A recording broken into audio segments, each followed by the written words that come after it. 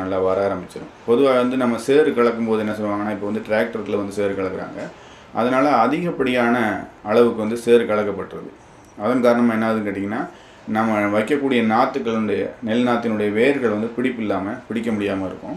இதை பற்றி நம்ம ஏற்கனவே நிறைய வீடியோக்கள் போட்டிருக்கோம். அந்த மாதிரி பிடிக்க முடியாமல் நாற்றுக்கள் வந்து வேர் பிடிச்சி வர முடியாத சூழ்நிலை இருக்கிறதுனால அது என்ன ஆகுன்னு கேட்டிங்கன்னா, ஆட்டோமேட்டிக்காக அது வந்து ஒரு நல்ல வேர் வளர்ச்சி கொடுக்க முடியாமல், அல்லது பயிர்கள் வந்து அதன் காரணமாக வந்து கிளச்சி வர முடியாமல், பச்சை கட்ட முடியாமல் இருக்கும்.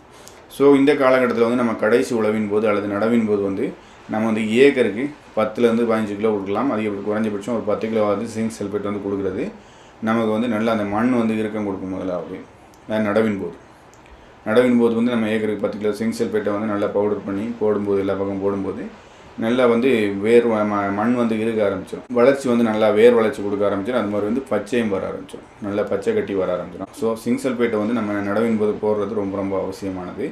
அது மட்டும் இல்லாமல் வந்து இலைவெளி தெளிப்பாக கொடுக்க வேண்டியதும் அவசியம். குறிப்பாக வந்து இலைவெளி தெளிப்பாக கொடுக்குறது நம்ம ஏற்கனவே நிறைய வீடியோக்களை சொல்லியிருக்கோம்.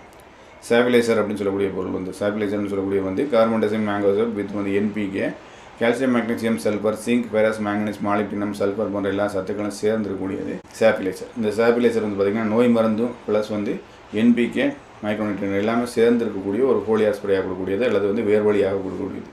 நீங்கள் வேர் வழியாக கொடுத்தாலும் சரி, இலை தெளிப்பாக கொடுத்தாலும் சரி, ஏக்கருக்கு 500 கிராம் தான். நீங்கள் வந்து இலை வழியாக தெளித்தாலும் ஏக்கருக்கு 500 கிராம் தெளிச்சிக்கலாம். இல்லை நான் வந்து யூரியாவில் கலந்து போட்டுக்கிறேன் அப்படின்னாலும் ஏக்கருக்கு 500 கிராமே போதுமானது. இது வந்து ஆரம்ப காலத்தில் வரக்கூடிய நோய்களையும் கட்டுப்படுத்தும்.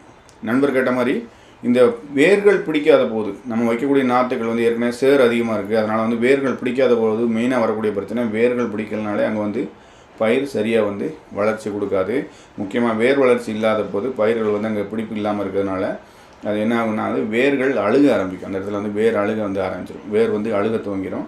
அதன் காரணமாக வந்து உங்களுக்கு பயிர்கள் வந்து சோர்ந்ததுக்கும் சரியாக பச்சை கட்டாமல் மஞ்சளாக மாறினது மாதிரி அழுகி போகக்கூடியது, வேர்கள் முழுமையாக அழுகக்கூடியது, தண்டு எல்லாமே அழுகி போகக்கூடிய சூழ்நிலை இருக்கும். அதை கண்ட்ரோல் பண்ணுறதுக்கு நம்ம வந்து ஏக்கருக்கு 10 கிலோ ஜிங்க் சல்ஃபேட் அல்லது நல்ல கம்பெனி மைக்ரோநியூட்ரியன்ட் ஏக்கருக்கு 10 கிலோ அதை வந்து நம்ம வந்து நடவின் போது போடலாம். அதுக்கப்புறம் வந்து பார்த்திங்கன்னா நட்ட ஒரு 15வது நாளில் 10 நாள் 15 நாளுக்குள்ள வந்து நம்ம வந்து இந்த சாபிலைசர் வந்து ஒரு ஏக்கருக்கு வந்து 500 கிராம், இது கூட வந்து கடல் பாசி உரம் சொல்லக்கூடியது வந்து ஏக்கருக்கு 500 கிராம் வரைக்கும் நம்ம வந்து ஸ்ப்ரே பண்ணலாம். ஏக்கருக்கு 250லேருந்து 500 கிராம் வரைக்கும் நீங்கள் கொடுத்தா போதுமானது. இந்த தாராளமாக நீங்கள் 500 கிராம் வரைக்கும் கொடுக்கலாம்.